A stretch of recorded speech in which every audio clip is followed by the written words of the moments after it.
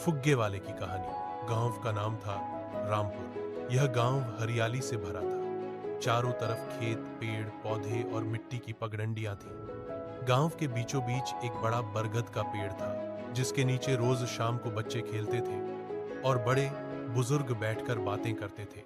इस गांव में एक संयुक्त परिवार रहता था। परिवार में दादाजी, दादी जी, बा, पापा, मम्मी, बड़ा बेटा मोहन, बेटी रीना, छोटे भाई चिंटू और सोनू, और घर के पास पड़ोस के 3-4 बच्चे अक्सर आकर साथ खेलते थे। इस तरह कुल 7-8 बच्चे हमेशा घर के आंगन और बगीचे में चहकते रहते थे। सुबह का समय था। दादी जी पूजा कर रही थी और दादाजी अखबार पढ़ रहे थे। मम्मी रसोई में नाश्ता बना रही थी और पापा खेत से लौटकर आराम कर रहे थे। बच्चे आंगन में दौड़ भाग कर खेल रहे थे।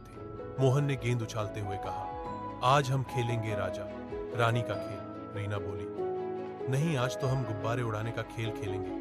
बस किसी के पास गुब्बारे होने चाहिए। सोनू और चिंटू हंसते हुए बोले, गुब्बारे तो तब आएंगे जब फुग्गे वाला चाचा आएगा। गांव में हर रविवार को एक फुग्गे वाला आता था।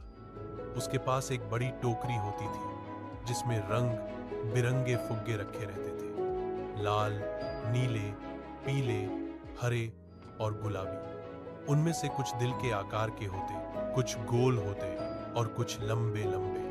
वह टोकरी में रखे छोटे छोटे गुब्बारे बच्चों को देता और डोर में बंधे बड़े बड़े गुब्बारे हवा में तैरते रहते। बच्चे पूरे हफ्ते उस रविवार का इंतजार करते। जैसे ही सुबह गली के कोने से आवाज आती, फुग्गे ले लो, रंग बिरंगे फुग्गे, तो सारे बच्चे अपनी हौसी और शोर के साथ बाहर दौड़ पड़ते।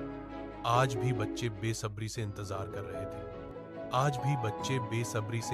रहे थे। दादी जी ने कहा, अरे तुम सब चुपचाप खेलो, अभी फुग्गे वाला आएगा तो तुम सबको दिख जाएगा। दादाजी मुस्कुराकर बोले, हमारे जमाने में 5 पैसे में 3 गुब्बारे मिलते थे और अब देखो, एक गुब्बारा 5 रुपये का हो गया है। बच्चे हंसने लगे। दादाजी, आपके जमाने में सब कुछ सस्ता था। थोड़ी देर बाद गली के मोड़ पर वही आवाज गूंजी, फुग्गे ले लो, हरे, पीले, नीले, लाल, उड़ते गुब्बारे, खुशियों के गुब्बारे। बच्चों की आंखें चमक उठी। सब एक साथ दौड़ पड़े। मोहन, रीना, चिंटू, सोनू और पास के दोस्त गुड्डू, मीना, रवि और सीमा। कुल 8 बच्चे फुग्गे वाले चाचा के चारों तरफ इकट्ठा हो गए। फुग्गे वाला चाचा लंबा, दुबला और दयालु चेहरा लिए खड़ा था। उसके सिर पर सफेद पगड़ी थी, आंखों में चमक और होंठों पर मुस्कान। उसकी टोकरी में दर्जनों गुब्बारे थे। रीना उछलते हुए बोली, मुझे गुलाबी वाला दिल का गुब्बारा चाहिए। सोनू ने कहा, मुझे नीला गुब्बारा चाहिए जो आसमान में सबसे ऊंचा उड़े। चिंटू बोला, मुझे हरा गुब्बारा चाहिए। बाकी बच्चों ने भी अपने अपने पसंदीदा गुब्बारे चुने। इतने में मम्मी और पापा भी बाहर आ गए।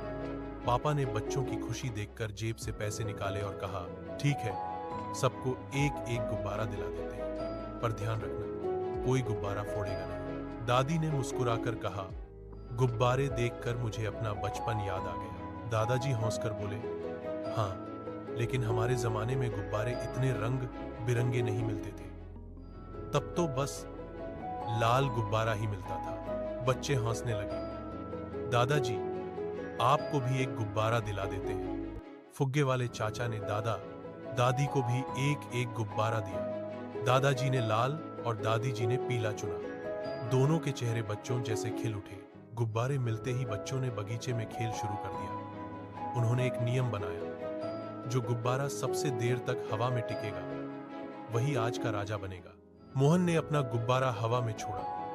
वह ऊपर ऊपर उड़ने लगा। सब बच्चे उसे देखते रहे। रीना ने भी गुब्बारा उड़ाया। उसका गुब्बारा धीरे धीरे ऊपर गया, लेकिन एक पेड़ की शाख में अटक गया। बच्चे हंस पड़े। सोनू और चिंटू अपने गुब्बारों को जोर से खींच खींच कर ऊपर भेजने लगे। मीना और सीमा तालियां बजा रही थी। थोड़ी देर बाद मोहन का गुब्बारा सबसे ऊंचा उड़ रहा था। सब बच्चों ने उसे आज का गुब्बारा राजा बना दिया।